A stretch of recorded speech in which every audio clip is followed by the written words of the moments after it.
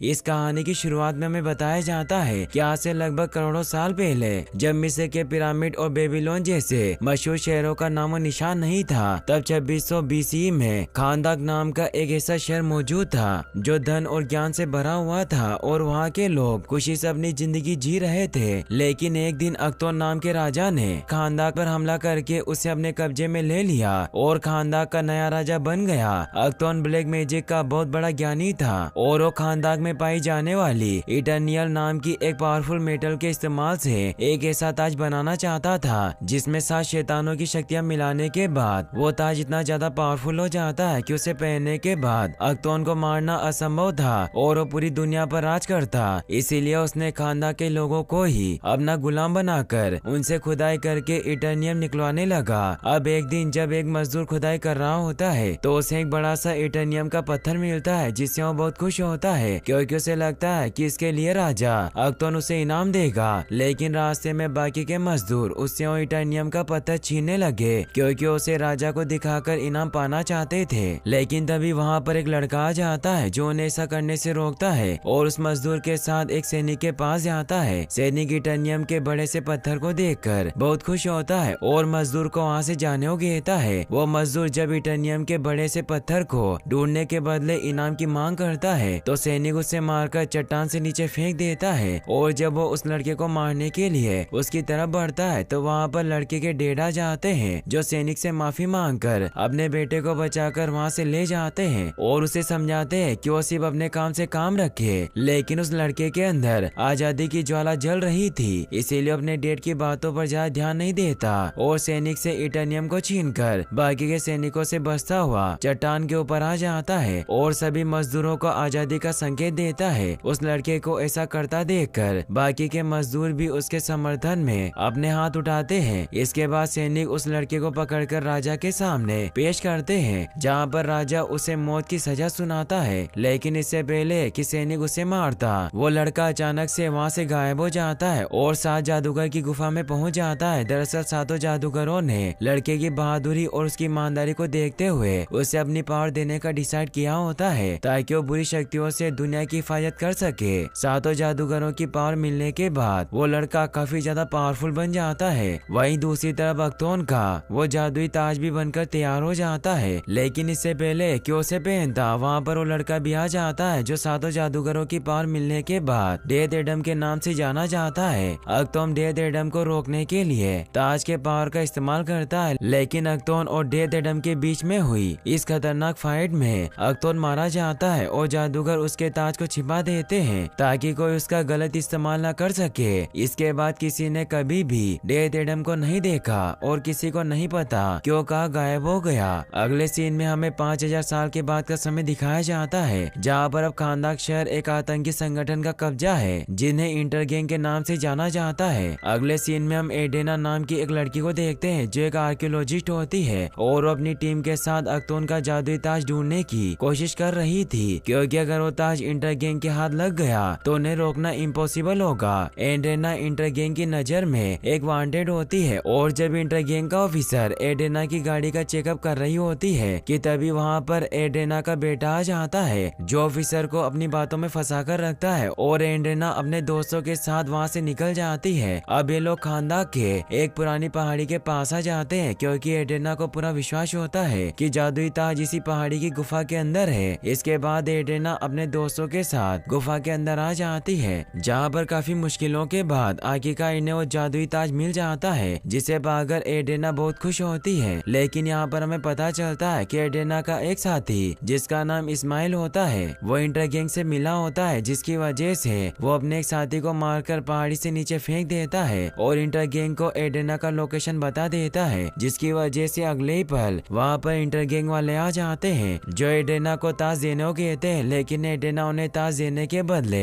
नीचे लिखे हुए मंत्रों को पढ़ने लगती है और जैसे वो शजेम बोलती है वहाँ पर डेथ एडम आ जाता है। डेथ एडम को देखकर इंटरगैंग का ऑफिसर अपने सोल्जर्स को उसे गिरफ्तार करने के लिए भेजता है, लेकिन डेथ एडम उस सोल्जर को बहुत ही बुरी तरह से मार देता है और इसके बाद वो एक एक करके सारे सोल्जर्स को मारना स्टार्ट कर देता है। इस फाइट के दौरान जब एक चट्टान एडेना के ऊपर गिरने वाली होती है तो डेथ एडम अपनी पावर के इस्तेमाल से उस चट्टान को तोड़कर एडेना की जान बचा लेता है। दरअसल डेथ एडम इस समय पूरे 5000 सालों के बाद जागा होता है, लेकिन उसे इस बारे में कोई भी जानकारी नहीं होती और उसे लग रहा होता है कि इंटरगैंग के लोग राजा अक्तोम के सैनिक हैं, इसीलिए उन्हें बहुत ही बुरी तरीके से मार रहा होता है। गुफा के अंदर इंटरगैंग के सारे सोल्जर्स को मारने के बाद जब डेथ एडम गुफा से बाहर आता है तो वहाँ पर डेथ एडम को मारने के लिए इंटरगैंग की एक पूरी पलटन आई होती है, जिसमें मिलिट्री हेलीकॉप्टर भी शामिल होते हैं, लेकिन डेथ एडम एक एक करके उन सभी को खत्म कर देता है। अब एडेना जब अपने दोस्तों के साथ गाड़ी में बैठी होती है कि तभी वहाँ पर डेथ एडम आ जाता है और इन्हें देखने लगता है, क्योंकि उसे समझ में नहीं आ रहा होता कि ये लोग उसके दोस्त हैं या दुश्मन। डेथ एडम के ऐसे देखने से ये लोग डर जाते हैं और अपनी गाड़ी के कांच ऊपर चढ़ा लेते हैं। यहाँ पर अभी भी इंटरगैंग का एक सोल्जर जिंदा बचा होता है, जो इटर्नियम से बनी हुई मिसाइल से डेथ एडम के ऊपर हमला कर देता है, लेकिन डेथ एडम पलक झपकते ही उस मिसाइल को पकड़ लेता है, जिससे एक जोरदार ब्लास्ट होता है और इटर्नियम से बने मिसाइल के लगने की वजह से डेथ एडम घायल हो जाता है और जब वो वहाँ से उड़कर जाने की कोशिश करता है तो नीचे गिरकर बेहोश हो जाता है। इसके बाद हम इस्माइल को देखते हैं जो अभी भी जिंदा होता है और वो इंटरगैंग के ऑफिसर को इसीलिए गोली मार देता है क्योंकि उसने एडेना के सामने उसे सच में मारा था। अगले सीन में हम अमांडा वालर नाम की एक लेडी को देखते हैं जिसके पास दुनिया के सारे सुपर हीरोज की लिस्ट होती है और वह ये तय करती है कि सुपर हीरोज की टीम किस प्रकार काम करेगी। अमांडा वालर हॉकमैन से बात करती है और उसे डेथ एडम को रोकने के लिए अपनी सुपर हीरोज की एक टीम बनाने के लिए कहती है। अमांडा वालर के कहने पर हॉकमैन अपनी एक टीम बनाता है जिसमें डॉक्टर फेट, साइक्लोन और एटम स्मैशर जैसे सुपर हीरोज मौजूद होते हैं, जो ब्लैक एडम को रोकने के लिए हॉकमैन के प्राइवेट जेट में बैठकर खांदाक सिटी की तरफ निकल पड़ते हैं। वहीं दूसरी तरफ जब डेथ एडम को होश आता है तो खुद को एडेना के घर में पाता है, जहाँ पर एडेना का बेटा एमोन उसे सारी बातें बताता है कि किस प्रकार वो 5000 साल से कहीं गायब था और इस समय खांदाक को उसकी जरूरत है, क्योंकि इंटरगैंग नाम के एक आतंकी संगठन ने खांदाक को अपने कब्जे में ले लिया। लेकिन डेथ एडम को इन सब बातों से कोई फर्क नहीं पड़ता, क्योंकि अब वो खांदाक को अपना शहर नहीं मानता और न ही यहाँ के लोगों को इंटरगैंग से बचाना चाहता है। ब्लैक एडम दीवार को तोड़ता हुआ एडेना के कमरे में आ जाता है, जहाँ पर वो ताज के बारे में जानकारी इकट्ठा करने की कोशिश कर रही होती है और जब डेथ एडम एडेना के भाई को टीवी देखते हुए देखता है तो उसे लगता है कि वो एक जादूगर है, क्योंकि उसके समय में टीवी नहीं हुआ करता था, इसीलिए उस टीवी को तोड़ देता है। एडेना डेथ एडम से खांदाक सिटी को इंटरगैंग से बचाने के लिए कहती है, क्योंकि डेथ एडम खांदाक का असली मसीहा है और हजारों सालों से खांदाक के लोग उसका इंतजार कर रहे हैं। लेकिन वो एडेना की बातों का जवाब दिए बिना ही दीवार तोड़कर बाहर आ जाता है और इस नए खांदाक सिटी को देखने लगता है। वहीं दूसरी तरफ हॉकमैन की टीम भी लगातार खांदाक की तरफ बढ़ रही होती है। अब एमोन डेथ एडम को खांदाक का हीरो दिखाने के लिए इंटरगैंग के एक सोल्जर को मारकर भागने लगता है और डेथ एडम को अपनी मदद करने के लिए बुलाता है, ताकि डेथ एडम इंटरगैंग के ऑफिसर्स को मारकर खांदाक के लोगों के लिए हीरो बन जाए। अब इंटरगैंग का सोल्जर एमोन और एडेना को मारने वाला होता है कि तभी वहाँ पर डेथ एडम आ जाता है, जो एमोन और एडेना को बचा लेता है और एक एक करके इंटरगैंग के सारे सोल्जर्स को मारना शुरू कर देता है। अब डेथ एडम जब इंटरगैंग के 2 सोल्जर्स को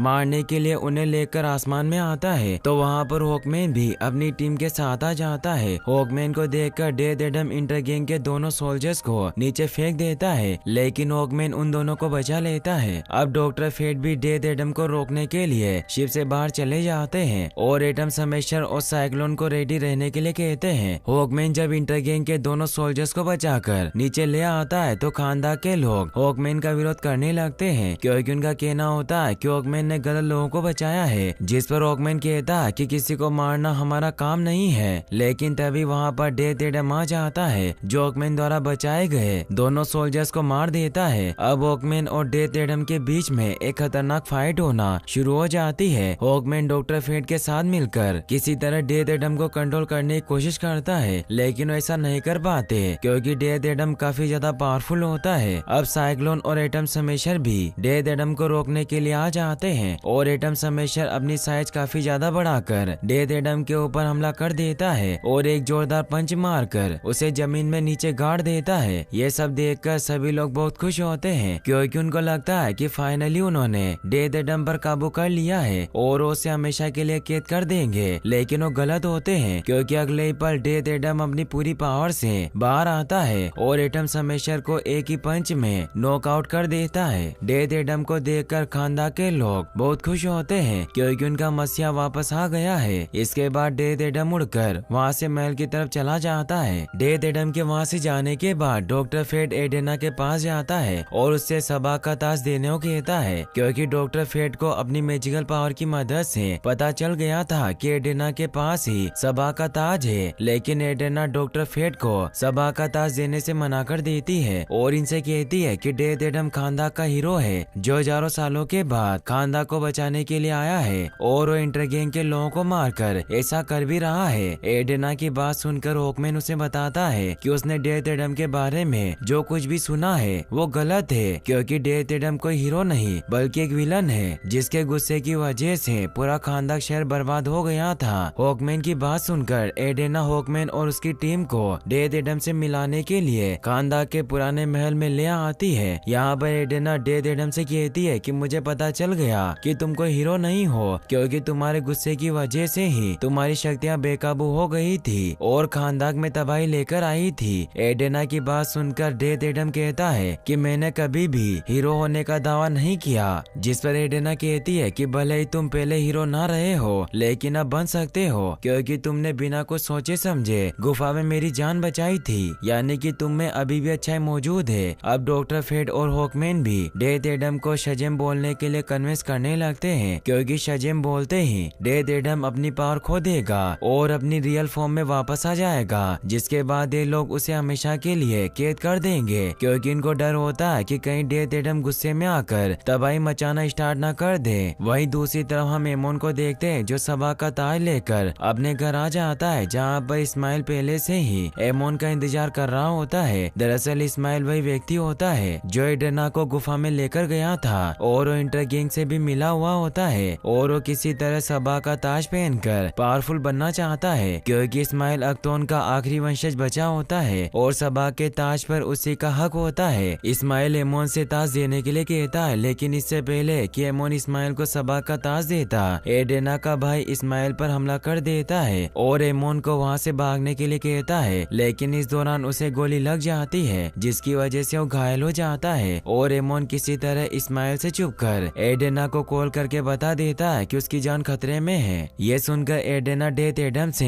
एमोन की जान बचाने के लिए रिक्वेस्ट करती है, जिसके बाद डेथ एडम एमोन की जान बचाने के लिए वहाँ से निकल पड़ता है। अगले सीन में हम एमोन को देखते हैं जो इस्माइल और इंटरगैंग के लोगों से बचकर किसी तरह भागने की कोशिश कर रहा होता है लेकिन इंटरगैंग का एक सोल्जर उसे पकड़ लेता है और अब यहाँ पर डेथ एडम भी आ जाता है जो एमोन को बचा लेता है और एक एक करके इंटरगैंग के सारे सोल्जर्स को मारना स्टार्ट कर देता है। इस दौरान एमोन अकेला बचा होता है और इसी मौके का फायदा उठाकर इस्माइल एमोन को किडनैप कर लेता है और उसे लेकर वहाँ से निकल जाता है। डेथ एडम को जब पता चलता है कि एमोन वहाँ पर नहीं है तो एक एक करके इंटरगैंग के सारे सोल्जर्स को मारना शुरू कर देता है और उनके एडवांस फ्लाइंग ऑब्जेक्ट में एमोन को ढूंढता है। अब हॉकमैन, एटम स्मैशर और साइक्लोन भी इंटरगैंग के लोगों पर हमला करके एमोन को ढूंढने की कोशिश करने लगते हैं क्योंकि एमोन किसी भी फ्लाइट ऑब्जेक्ट में हो सकता है। इस दौरान हॉकमैन और डेथ एडम के बीच में हल्की नोकझोंक भी होती है क्योंकि हॉकमैन बिना किसी को नुकसान पहुंचाए एमोन को ढूंढना चाहता है। वहीं डेथ एडम को जिस भी फ्लाइंग ऑब्जेक्ट में एमोन नहीं मिल रहा होता वो उस फ्लाइंग ऑब्जेक्ट के पायलट को मार देता है। अंत में सिर्फ एक ही फ्लाइंग ऑब्जेक्ट बचता है और डेथ एडम को पूरा विश्वास होता है किसी के अंदर एमोन है, इसीलिए उस फ्लाइंग ऑब्जेक्ट का पीछा कर रहा होता है। फ्लाइंग ऑब्जेक्ट का पायलट जब अपने पीछे डेथ एडम को आता हुआ देखता है तो अपने शिप की स्पीड फुल कर देता है, जिसकी वजह से उसकी शिप साउंड की स्पीड से भी कई गुना तेज स्पीड से ट्रेवल करने लगती है। लेकिन डेथ एडम इससे भी तेज स्पीड में उड़कर शिप को पकड़ लेता है और ये लोग मात्र 9 सेकंड में इजिप्ट से चाइना आ जाते हैं। डेथ एडम शिप को क्रैश होने से बचा लेता है क्योंकि शिप के क्रैश होने से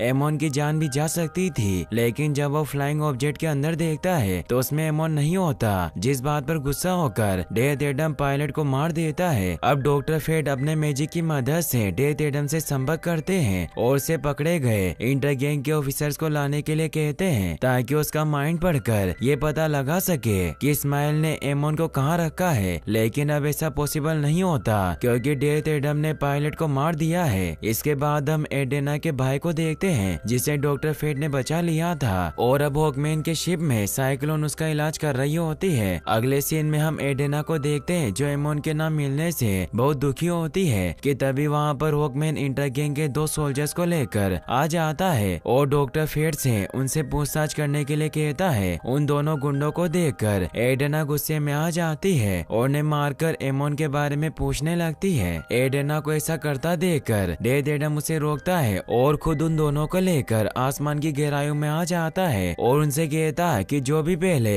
एमोन के बारे में बताएगा वो बच जाएगा और दूसरा मारा जाएगा। अब एक सोल्जर जब बताने से मना कर देता है तो डेथ एडम उसे नीचे फेंक देता है, जिसे देखकर दूसरा सोल्जर डेथ एडम को जल्दी से एमोन के लोकेशन के बारे में बता देता है, लेकिन फिर भी डेथ एडम उसे नीचे फेंक देता है। अब इससे पहले कि नीचे गिरने से उन दोनों की डेथ होती, हॉकमैन उन्हें बचा लेता है। अब हॉकमैन और डेथ एडम के बीच में एक बार फिर से फाइट होना शुरू हो जाती है क्योंकि दोनों के विचार एक दूसरे से बिल्कुल अलग होते हैं। फाइट के दौरान डेथ एडम का पंच एक ऐसे मेटल पर पड़ता है जिससे डेथ एडम को चोट लगती है और जब हॉकमैन उस मेटल को बाहर निकालता है तो पता चलता है कि वो मेटल और कोई नहीं बल्कि टाइटेनियम से बना सबा का ताज है। ताज को देखकर एडेना कहती है कि हमें इस ताज को छुपा कर रखना चाहिए क्योंकि इंटरगैंग इसी ताज को हासिल करना चाहता है, लेकिन हॉकमैन चाहता है कि एडेना उस ताज को उसके हवाले कर दे ताकि उसे एक सुरक्षित स्थान पर रख सके। एडेना ऐसा करने से साफ साफ मना कर देती है और इनसे कहती है कि जब तक एमोन नहीं मिल जाता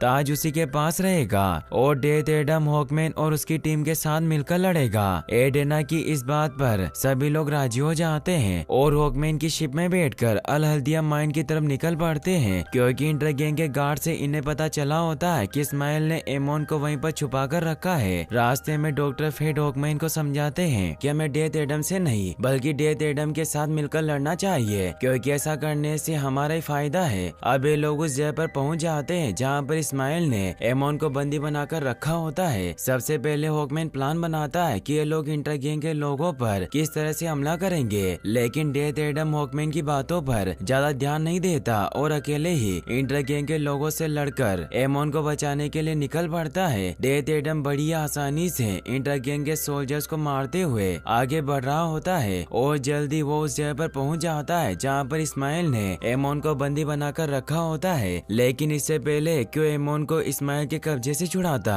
वो एक सुरक्षा कवच से टकराकर नीचे गिर जाता है क्योंकि सुरक्षा कवच प्योर टाइटेनियम से बना होता है। अब यहाँ पर एडेना और हॉकमैन अपनी टीम के साथ आ जाते हैं। इस्माइल एडेना से एमोन के बदले सबा का ताज मांगता है जिस पर एडेना राजी हो जाती है क्योंकि वो किसी भी तरह एमोन को बचाना चाहती है। एडेना की बात सुनकर इस्माइल बहुत खुश होता है और वो कुछ ही समय के लिए सुरक्षा कवच को बंद कर देता है और एडेना को अंदर आने देता है, लेकिन जैसे ही एडेना उसे सबा का ताज देती है वो अपना वादा भूल जाता है और एमोन को आजाद करने के बजाय उसे शूट कर देता है। लेकिन इससे पहले कि गोली एमोन को लगती, डेथ एडम अपनी फास्ट स्पीड का इस्तेमाल करके एमोन को बचा लेता है। इस समय डेथ एडम बहुत ज्यादा गुस्से में होता है और उसकी पावर इतनी ज्यादा बढ़ जाती है कि चारों तरफ बिजली की लपटें दौड़ने लगती है। हॉकमैन एडेना को, एडम हमेशा साइक्लोन को और डॉक्टर फेट एमोन को बचा लेते हैं और डेथ एडम के बेकाबू ही शक्तियों की वजह से एक जोरदार ब्लास्ट होता है और इस्माइल के साथ ही उसके सारे लोग मारे जाते हैं। इसके बाद डेथ एडम वहाँ से चला जाता है जिसके पीछे हॉकमैन भी जाता है और बाकी के लोग एमोन के साथ हॉकमैन के शिप में आते हैं क्योंकि इस समय एमोन की हालत काफी ज्यादा खराब होती है। अगले सीन में हम डेथ एडम को देखते हैं जो खानदान के पुराने महल के खंडर में खड़ा होता है जहाँ पर उसके साथ हॉकमैन भी होता है। डेथ एडम हॉकमैन को बताता है कि उसके गुस्से की वजह से बेकाबू ही शक्तियों से कई लोगों की जान गई है और यहाँ पर डेथ एडम हॉकमैन को ये भी बताता है कि किस प्रकार जब जादूगरों ने उसके बेटे को सुरमा चुना तो राजा अख्तोम ने गुस्से में उसकी मॉम को मार दिया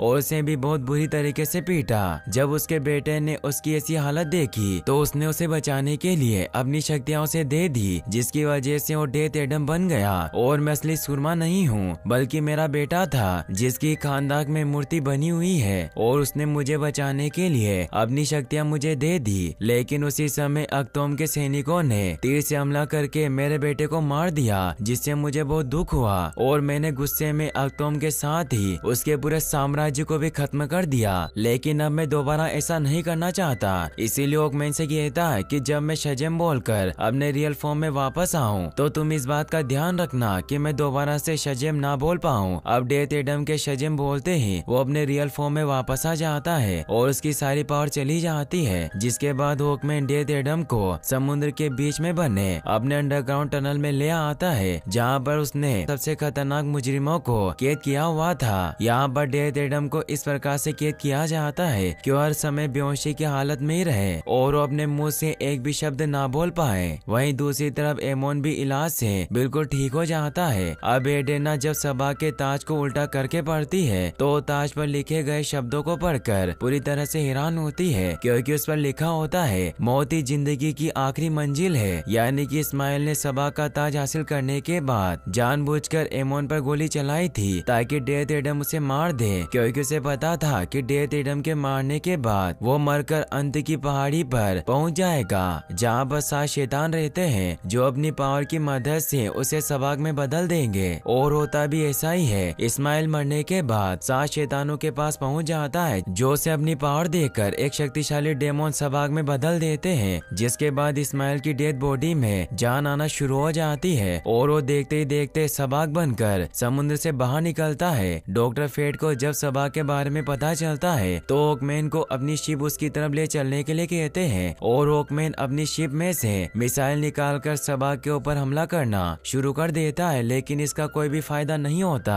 क्योंकि सबाक अपनी बॉडी से हेल की आग निकालकर हॉकमैन के शिप पर हमला करके उसे क्रैश कर देता है। इसके बाद हॉकमैन अपनी सुपर टीम के साथ मिलकर सबाक को रोकने की कोशिश करता है और इनके बीच में एक खतरनाक फाइट होती है, लेकिन हॉकमैन और उसकी पूरी टीम मिलकर भी सबाक को नहीं रोक पाते और सबाक इनको घायल करके खानदान की गद्दी पर बैठने के लिए चला जाता है। और अगर वो एक बार खानदान की गद्दी पर बैठ गया तो नरक की सेना उसके कंट्रोल में होगी और वो खानदान का राजा बन जाएगा। सबाक के वहाँ से जाने के बाद हॉकमैन एक बार फिर से अपनी टीम के साथ उसे रोकने के लिए जाता है, लेकिन डॉक्टर फेट अपने मैजिक की मदद से एक जादुई दीवार बना देते हैं जिसके उस पार उनके सिवा कोई भी नहीं जा सकता। दरअसल डॉक्टर फेट ऐसा इसलिए करते हैं ताकि हॉकमैन जिंदा रह सके और सबाक को हराया जा सके, क्योंकि उन्होंने भविष्य देखकर पता लगाया होता है कि सबाक से लड़ने के दौरान उनकी टीम का एक मेंबर मारा जाएगा। हालांकि हॉकमैन दीवार तोड़ने की काफी कोशिश करता है, लेकिन इसका कोई भी फायदा नहीं होता।